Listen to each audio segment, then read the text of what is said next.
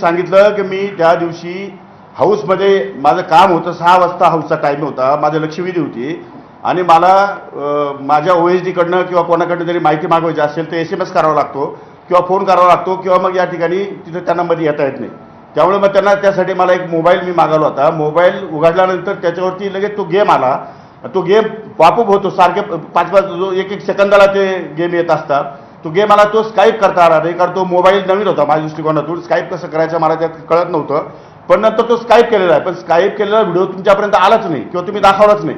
त्यामुळे तशा प्रकारचं जो ते जे गेम येतात वारंवार सारखे, तो काही एकच गेम येत नाही. आत्तापर्यंत मोबाईलवरती तुम्ही मोबाईल काढले तर 5G मध्ये आपण चाललो आहे. त्यामुळे मोबाईलमध्ये कुठलाही गेम पटकन लगेच पॉपअप होतात, पटकन पुढे येतात आणि स्काईप करावे लागतात. पण स्काईप पण ते 30 सेकंद होत नाही आणि हा 18 सेकंदाचा फक्त व्हिडिओ आहे, जो जेव्हा मी फक्त मोबाईल उघडला आणि त्यातून त्याला स्काईप करण्यासाठी प्रयत्न करत होतो तेवढ्या वेळातला हा 10-15 सेकंदाचा फक्त व्हिडिओ त्यांनी शूट केला आणि त्याच्यावरती आरोप प्रत्यारोप या ठिकाणी सुरू झाले. कारण नाही वाचून त्याच्यामध्ये काही संबंध नव्हता आणि ते खेळण्याचा पूर्ण खेळ का दाखवला नाही त्यांनी. पूर्ण या ठिकाणी जर दाखवलं असतं तर आपल्या लक्षात आलं असतं मीडियाच्या आणि महाराष्ट्राच्या सुद्धा की अशा प्रकारचं काही त्याच्यामध्ये तथ्य नाही आहे. त्यामुळे मी आता माननीय मुख्यमंत्री, माननीय उपमुख्यमंत्री, माननीय सभापती आणि माननीय अध्यक्ष विधानसभा या चौघांनाही लिखी पत्र देणार आहे.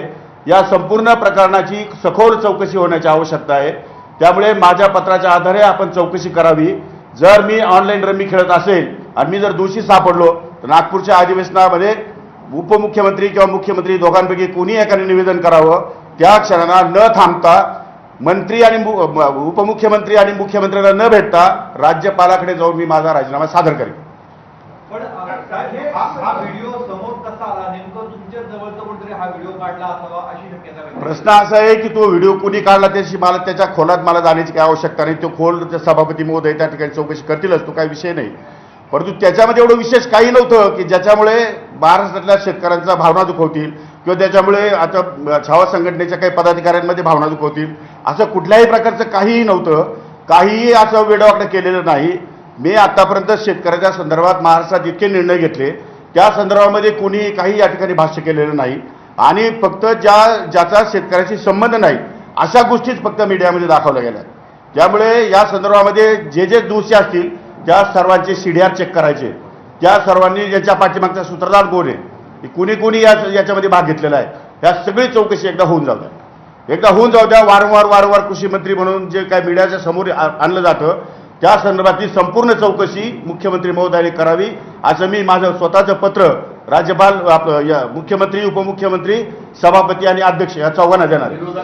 सातत्याने असं म्हणतंय की तुमचे जे वक्तव्य आहेत, मागच्या वेळेस तुम्ही म्हणत होते की ढेकणांचा पंचनामा करायचा का किंवा त्याच्या आधी काही शेतकऱ्यांच्या संदर्भात तुमचं जे वक्तव्य होतं ते अंडरलाईन करून सांगितलेलं आहे की अशा पद्धतीचं वक्तव्य कृषी मंत्री का करतात. अहो मला सांगा, ढेकळ म्हणजे काही तर सांगा तुम्ही.